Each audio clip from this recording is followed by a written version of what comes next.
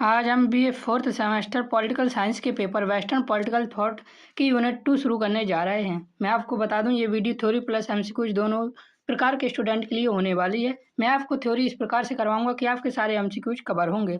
फिर प्रत्येक टॉपिक के बाद मैं आपको कुछ मोस्ट रिपीटेड एमसीक्यूज लूँगा जो कि पेपर में हर साल रिपीट हुए होंगे। तो चलिए बिना देरी किए शुरू करते हैं यूनिट 2 को। आज हम यूनिट 2 में हमें पढ़ना है Cicero, Thomas Aquinas, Augustine, renaissance and reformation के बारे में। रेनेसेंस का मतलब होता है पुनर्जागरण, रिफॉर्मेशन का अर्थ है धर्म सुधार आंदोलन से। तो चलिए बिना देरी किए शुरू करते हैं। चैनल पर नया है तो चैनल को सब्सक्राइब जरूर कर लीजिएगा। पीडीएफ के लिए आप हमें टेलीग्राम पर मैसेज कर सकते हैं। सबसे पहले प्रस्तावना देखिए इसकी।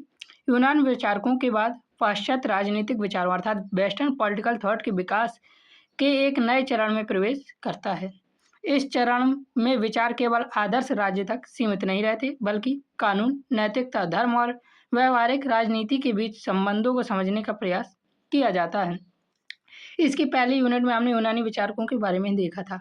उसके बाद अगली यूनिट दूसरी में पाश्चात्य राजनीतिक विचार अर्थात वेस्टर्न पॉलिटिकल थॉट एक नए विकास के चरण पर प्रवेश करता है, जिसमें हम कानून, नैतिकता, धर्म और व्यवहारिक राजनीति के बीच संबंधों के बारे में समझने का प्रयास करेंगे। रोमन काल से प्रारंभ होकर मध्यकालीन धार्मिक विचारधारा और फिर पुनर्जागरण तथा धर्म सुधार आंदोलन तक यह पूरा दौर राजनीतिक चिंतन के क्रमिक विकास को दर्शाता है।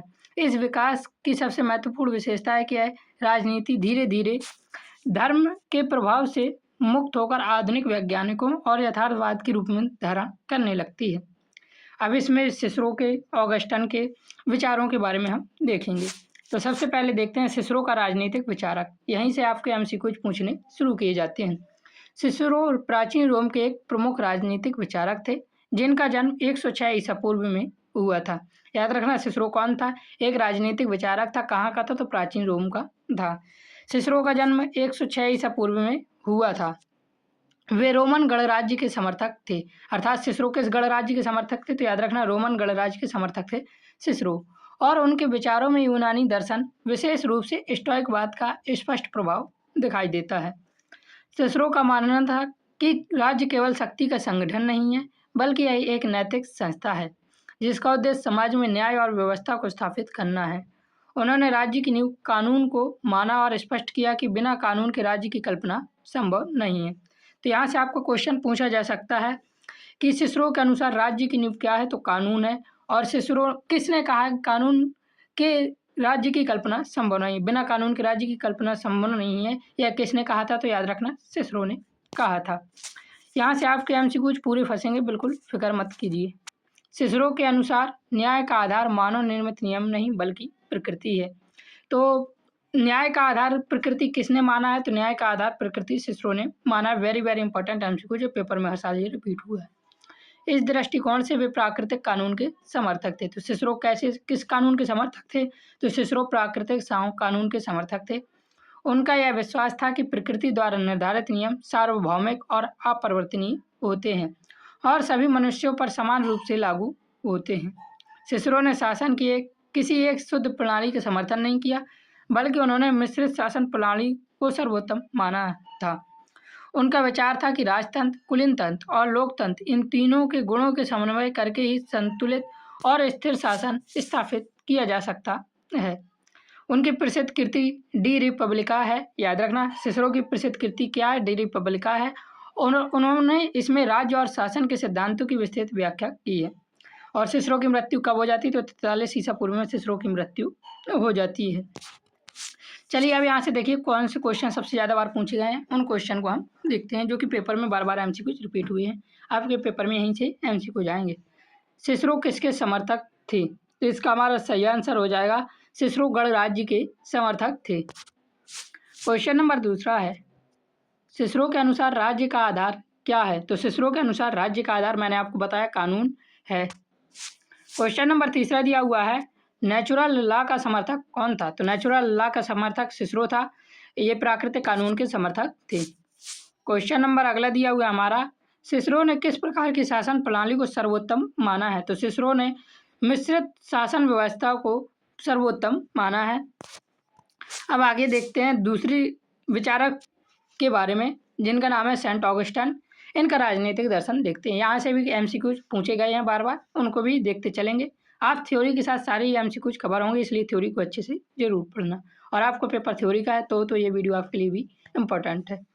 रोमन साम्राज्य के पतन के बाद मध्यकाल में धर्म का प्रभाव अत्यधिक बढ़ गया। इस काल के प्रमुख विचारक सेंट ऑगस्टन थे, जिनका जन्म 354 ईस्वी में हुआ था। याद रखना कि सेंट ऑगस्टन का जन्म कब हुआ था, तो 354 ईस्वी में हुआ था।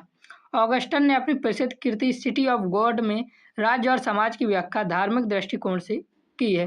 तो सबसे पहले याद रखना सिटी ऑफ गॉड कृति किसकी है, तो सेंट ऑगस्टन की है, जिनका जन्म 354 ईस्वी में हुआ था। इसमें इन्होंने किसकी व्याख्या किया है, तो राज्य और समाज की व्याख्या की है सिटी ऑफ गॉड में। और किस दृष्टिकोण से की है, तो धार्मिक दृष्टिकोण से की है। ऑगस्टन के अनुसार राज्य का अस्तित्व किसी आदर्श स्थिति का परिणाम नहीं, बल्कि मनुष्य के पापों का परिणाम है। तो किसके अनुसार मतलब राज्य का अस्तित्व आदर्श स्थिति का परिणाम नहीं, बल्कि मनुष्य के पापों का परिणाम है। ये किसने कहा था, तो ऑगस्टन ने कहा था। उन्होंने मानव समाज के दो भागों में विभाजित किया, ईश्वर का नगर और मनुष्य का नगर। तो याद रखना कि ऑगस्टन ने मानव समाज को कितने भागों में विभाजित किया, तो दो भागों में विभाजित किया। पहला था ईश्वर का नगर और दूसरा है जिसे मानव का नगर कहा गया। इन्होंने बताया ईश्वर का नगर सत्य, नैतिकता और आध्यात्मिकता का प्रतिनिधित्व करता है, जबकि मनुष्य का नगर स्वार्थ, संघर्ष और पाप से संबंधित है। ऑगस्टन का मानना था कि सर्वोच्च सत्ता ईश्वर के पास है और राज्य का कार्य केवल शांति और व्यवस्था बनाए रखना है। इस प्रकार उनका दृष्टिकोण पूरी तरह धार्मिक था और उन्होंने राजनीति को धर्म के अधीन माना था। ऑगस्टन की मृत्यु कब हुई थी, तो 430 ईस्वी में हो गई थी। अब यहाँ से सबसे पहले देखिए जो रिपीटेड एमसीक्यूज हैं उनको देखते हैं। ऑगस्टन की प्रसिद्ध पुस्तक कौन सी है, तो इसका हमारा सही आंसर हो जाएगा ऑगस्टन की जो प्रसिद्ध पुस्तक है वह है सिटी ऑफ गॉड। अभी मैंने आपको बताया है ऊपर। सारी एमसीक्यू थ्योरी से ही आने, इसलिए थ्योरी को बहुत अच्छे से पढ़ना। ऑगस्टन के अनुसार राज्य का कारण क्या है, तो ऑगस्टन के अनुसार राज्य का कारण पाप है, जो कि मनुष्य के राज्य की बात हो रही है। क्वेश्चन नंबर अगला दिया हुआ है, सिटी ऑफ गॉड क्या दर्शाता है, तो सिटी ऑफ गॉड क्या दर्शाता है, तो इसका हमारा सही आंसर हो जाएगा आध्यात्मिक जीवन को सिटी ऑफ गॉड दर्शाता है।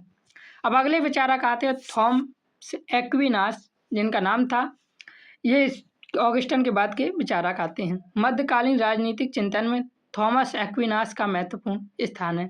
थॉमस एक्विनास का जन्म 1225 ईस्वी में हुआ था। इनके जन्म और मृत्यु याद रखना कभी कभी पूछ ली जाते हैं।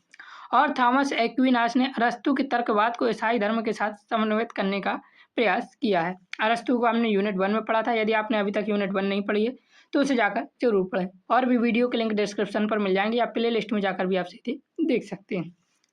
एक्विनास का सबसे महत्वपूर्ण योगदान उनका कानून का सिद्धांत है। उन्होंने कानून के 4 भागों में विभाजित किया है, शाश्वत कानून, दैवीय कानून, प्राकृतिक कानून और मानव निर्मित कानून। सबसे पहले याद रखना है एक्विनास ने कानून को कितने भागों में विभाजित किया है, तो 4 भागों में विभाजित किया है। कभी कभी एमसीक्यूज में नाम दे दिए जाते हैं और पूछा जाता है इनमें से कौन एक्विनास के कानून का सिद्धांत नहीं है। तो सबसे पहले याद रखना 4 कानून के सिद्धांत दिए थे, शाश्वत कानून, दैवीय कानून, प्राकृतिक कानून और मानव निर्मित कानून। आगे दिया हुआ है थॉमस एक्विनास के अनुसार शाश्वत कानून ईश्वर की योजना है। तो इनका मतलब भी याद रखना किस कानून का क्या मतलब है, तो शाश्वत कानून ईश्वर की योजना है। दैवीय कानून धर्म ग्रंथों में वर्णित नियमों से संबंधित है। प्राकृतिक कानून वह है जिसे मनुष्य अपने तर्क और बुद्धि के माध्यम से समझ सकता है। मानव कानून वह है जिसे समाज और राज्य द्वारा बनाया जाता है। तो सबसे पहले याद रखना शाश्वत कानून ईश्वर की योजना है, दैवीय कानून धर्म ग्रंथों में वर्णित नियमों से संबंधित है, प्राकृतिक कानून मनुष्य अपने तर्क और बुद्धि के माध्यम से समझता है, और मानव कानून समाज और राज्य द्वारा बनाई जाती हैं।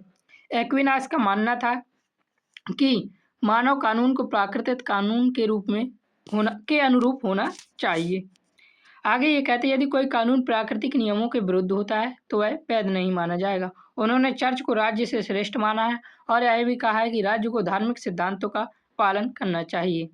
और एक्विनास की जो मृत्यु होती है वह 1274 ईस्वी में इनकी मृत्यु हो जाती है। अब यहाँ से देखिए इनसे रिलेटेड जो एमसीक्यूज बार बार पेपर में रिपीट हुए हैं वो देखते हैं। थॉमस एक्विनास का मुख्य योगदान क्या है, थॉमस एक्विनास का मुख्य योगदान कानून का सिद्धांत दिया था इन्होंने, यही इनका मुख्य योगदान है।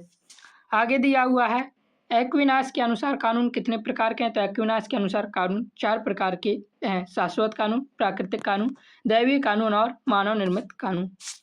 आगे दिया हुआ है निम्न में से कौन सा एक्विनास का कानून नहीं है? तो शाश्वत कानून एक्विनास का कानून है, प्राकृतिक कानून भी एक्विनास का कानून है, दैवीय कानून भी एक्विनास का कानून है, लेकिन वैज्ञानिक कानून एक्विनास का कानून नहीं है। वैज्ञानिक की जगह मानव निर्मित कानून एक्विनास के कानून हैं। अगला प्रश्न है हमारा very very very very important, ये पेपर में बहुत बार रिपीट हुआ है और हर साल रिपीट होता है, इस साल भी हर यूनिवर्सिटीज में पूछा ही जाएगा। एक्विनास के अनुसार मानव कानून किसके अनुरूप होना चाहिए? तो मानव कानून प्रकृति के अनुरूप होना चाहिए एक्विनास के अनुसार। अब आगे देखते हैं। अब यहाँ से हमने तीनों के बारे में पढ़ा, सिसरो के बारे में, ऑगस्टिन के बारे में और एक्विनास के बारे में। अब पुनर्जागरण और धर्म सुधार आंदोलन के बारे में हम यहाँ देखते हैं।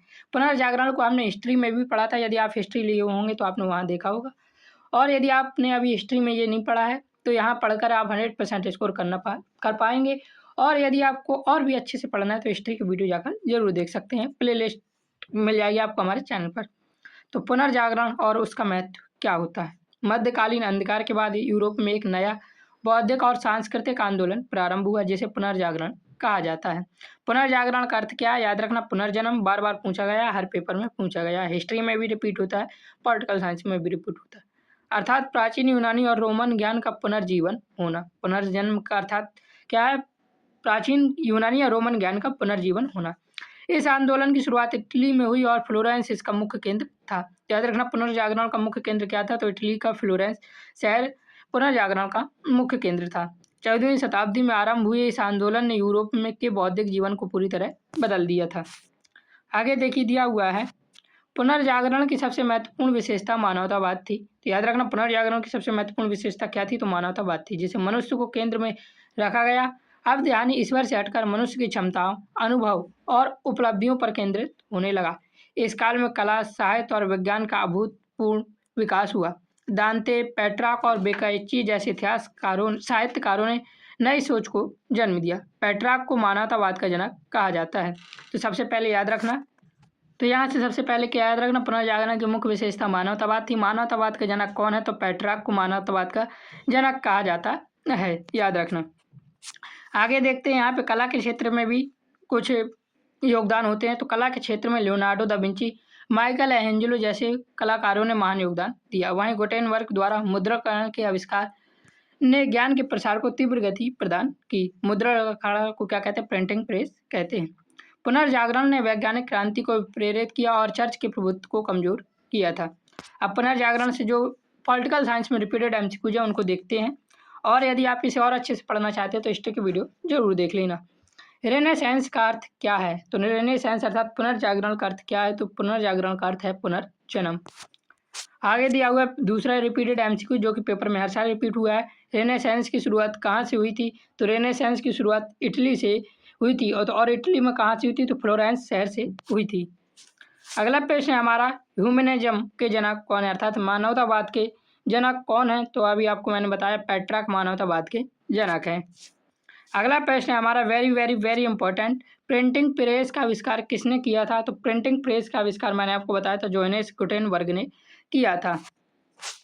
इसी पे हम देखते हैं मैकियावेली और यथार्थवाद। पुनर्जागरण काल के प्रमुख विचारक मैकियावेली थे। तो याद रखना, पुनर्जागरण काल के प्रमुख विचारक कौन थे? तो मैकियावेली थे, जो कि इटली के निवासी थे। उनकी प्रसिद्ध कृति द प्रिंस राजनीति के क्षेत्र में एक क्रांतिकारी बदलाव का प्रतीक है।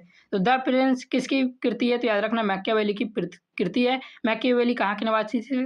तो ये इटली के निवासी थे। मैकियावेली ने राजनीति को नैतिकता और धर्म से अलग करके देखा। मैकियावेली का मानना था कि राज्य का प्रमुख उद्देश्य शक्ति प्राप्त करना और उसे बनाए रखना है। उन्होंने शासक को यह सलाह दी कि वह परिस्थितियों के अनुसार निर्णय ले और यदि आवश्यक हो तो नैतिकता की परवाह किए बिना भी कार्य कर सकता है। आगे दिया हुआ है, इसी कारण उन्हें यथार्थवादी विचारक कहा जाता है। तो मैकियावेली कैसे विचारक थे? तो याद रखना, यथार्थवादी विचारक थे और वे आधुनिक राजनीतिक चिंतन के जनक भी माने जाते हैं। तो आधुनिक राजनीतिक चिंतन के जनक कौन है? तो मैकियावेली आधुनिक राजनीतिक चिंतन के जनक हैं। अब यहाँ से देखिए, मैकियावेली से जो रिपीटेड एमसीक्यूज है उनको एक बार देखते हैं, फिर आगे बढ़ते हैं, फिर हम धर्म सुधार आंदोलन के बारे में चर्चा करेंगे। निकोलो मैकियावेली की प्रसिद्ध पुस्तक कौन सी है? तो मैंने अभी आपको बताया था, निकोलो की पुस्तक जो थी वह थी द प्रिंस नाम से कृति है। क्वेश्चन नंबर दूसरा है हमारा इसी से रिलेटेड, मैकियावेली को किसका जनक माना जाता है? तो मैकियावेली को यथार्थवाद का जनक माना जाता है। Very very very important MCQs है ये, याद रखना। अगला प्रश्न है हमारा, मैकियावेली के अनुसार राजनीति किससे अलग है? तो मैकियावेली के अनुसार राजनीति धर्म और नैतिकता से अलग है। ये बार बार पूछा जाता है, इसलिए याद रखना। अब देखते हैं धर्म सुधार आंदोलन रिफॉर्मेशन के बारे में। धर्म सुधार आंदोलन की शुरुआत 16वीं शताब्दी में यूरोप में होती है, याद रखना। धर्म सुधार आंदोलन की शुरुआत कौन सी शताब्दी में होती है? तो 16वीं शताब्दी में होती है, जिसका उद्देश्य चर्च की बुराइयों को समाप्त करना था। इस आंदोलन की शुरुआत जर्मनी में मार्टिन लूथर ने की थी। धर्म सुधार आंदोलन में मार्टिन लूथर की भूमिका बहुत ज़्यादा है, तो याद रखना है। धर्म सुधार आंदोलन की शुरुआत कहाँ से हुई थी? तो जर्मनी से हुई थी। और इस शुरुआत किसने की थी? तो मार्टिन लूथर ने की थी। 1517 में लूथर ने 95 सूत्र जारी किए, जिन्हें सीसेस भी कहा जाता है। तो लूथर ने 95 सूत्र कब जारी किए? तो 1517 में किए। और ये भी पूछा जा सकता है लूथर ने कितने सूत्र या सीसेस जारी किए? तो 95 सीसेस या सूत्र जारी किए थे, जिनमें उन्होंने चर्च द्वारा बेचे जाने वाले पाप मुक्ति पत्र का विरोध किया। उनका मुख्य सिद्धांत था कि मनुष्य को मुक्ति केवल विश्वास के माध्यम से प्राप्त हो सकती है, चर्च के माध्यम से प्राप्त नहीं हो सकती है। इसी आंदोलन के परिणाम स्वरूप प्रोटेस्टेंट चर्च की स्थापना हुई और पोप की शक्ति में कमी आई। आगे दिया हुआ है, साथ ही राजाओं की शक्ति में वृद्धि हुई और राष्ट्रीय राज्यों के विकास को बढ़ावा मिला था। तो याद रखना, तो धर्म सुधार आंदोलन के परिणाम स्वरूप कैसे चर्च की स्थापना हुई थी? तो प्रोटेस्टेंट चर्च की स्थापना हुई थी। इसका मुख्य उद्देश्य क्या था? तो पोप की शक्ति में को कम करना इसका मुख्य उद्देश्य था और राजाओं की शक्ति को बढ़ाना था। आगे दिया हुआ है, जॉन कैल्विन ने पूर्व निर्धारण का सिद्धांत दिया था। इसमें ये याद रख लेना, जॉन कैल्विन ने किसका सिद्धांत दिया था? तो पूर्व निर्धारण का सिद्धांत दिया था। जबकि इंग्लैंड में हेनरी अष्टम ने 1534 में एक्ट ऑफ सुपरमेसी पारित किया और स्वयं को चर्च का प्रमुख घोषित किया था। 1555 में पीस ऑफ ऑगस्टबर्ग के माध्यम से यह सिद्धांत स्थापित किया गया कि शासक अपने राज्य का धर्म निर्धारित करेगा। अब यहाँ से देखिए जो रिपीटेड एमसीक्यूज है उनको देखते हैं। रिफॉर्मेशन की शुरुआत किसने की थी? तो रिफॉर्मेशन अर्थात धर्म सुधार आंदोलन की शुरुआत की थी मार्टिन लूथर ने। याद रखना, बहुत ज़्यादा इंपॉर्टेंट एमसीक्यूज है। प्रश्न नंबर दूसरा, मार्टिन लूथर ने कितने थीसिस जारी किए अर्थात कितने सूत्र जारी किए? तो अभी मैंने आपको बताया इन्होंने 95 सूत्र जारी किए। डायरेक्ट फैक्ट पर पूछे जाने वाला प्रश्न है। क्वेश्चन नंबर अगला दिया हुआ है, इंडुलेंस का विरोध किसने किया? तो इंडुलेंस का विरोध किया था किसने? मार्टिन लूथर ने किया था। अगला प्रश्न हमारा दिया हुआ, प्रीडेस्टिनेशन का सिद्धांत किसने दिया? तो प्रीडेस्टिनेशन का सिद्धांत दिया था किसने? जॉन कैल्विन ने दिया था। हिंदी में से क्या कहेंगे? तो पूर्व निर्धारण का सिद्धांत किसने दिया था? तो जॉन कैल्विन ने पूर्व निर्धारण का सिद्धांत दिया था। हिंदी और इंग्लिश दोनों में याद रखना, कभी कभी इंग्लिश में भी आ जाता है। एक्ट ऑफ सुपरमेसी 1534 किससे संबंधित है? अभी मैंने आपको बताया था। तो एक्ट ऑफ सुपरमेसी 1536 जो है हेनरी से संबंधित है। अगला प्रश्न देखिए दिया हुआ है, पीस ऑफ ऑगस्टबर्ग 1555 क्या स्थापित करता है? तो यह क्या स्थापित करता है? राजा का धर्म बराबर राज्य का धर्म होता है, अर्थात जो राजा का धर्म होगा और राजा अपने राज्य का धर्म स्थापित कर सकता है, पीस ऑफ ऑगस्टबर्ग के अनुसार, जो कि 1555 में बना था। अब इसका कंक्लूजन देखिए, हमने जो पढ़ा है उसका क्या मतलब निकला है, पेपर में इंपॉर्टेंट हो जाएगा ये। रोमन काल से लेकर पुनर्जागरण और धर्म सुधार आंदोलन तक राजनीतिक विचारों में निरंतर परिवर्तन और विकास हुआ। सिसरो ने कानून और नैतिकता पर आधारित राज्य की अवधारणा की थी। ऑगस्टन ने धर्म को सर्वोपरि माना, जबकि एक्विनास ने तर्क और धर्म का समन्वय किया। और पुनर्जागरण और धर्म सुधार आंदोलन भी हुए थे। इन्होंने आधुनिक वैज्ञानिक और स्वतंत्र राजनीतिक सोच को जन्म दिया था। इस प्रक्रिया के माध्यम से आधुनिक राजनीतिक विचारधारा की नींव रखी गई, जो आज के लोकतांत्रिक और वैज्ञानिक समाज की आधारशिला है। इस प्रकार मैंने आपको यूनिट 2 पूरी कंप्लीट करवाई है। यदि आप यहाँ से ये कंप्लीट करके जाते हैं, आपका पेपर थ्योरी का हो या एमसीक्यू का, आप 100% स्कोर कर पाएंगे। पीडीएफ के लिए आप हमें टेलीग्राम पर मैसेज कर सकते हैं और ये पीडीएफ फ्री नहीं है, पेड है। जब आप हमें टेलीग्राम पर मैसेज करेंगे तो इसका रुपये मैं आपको बता दूंगा। जय हिंद, जय भारत, राधे राधे।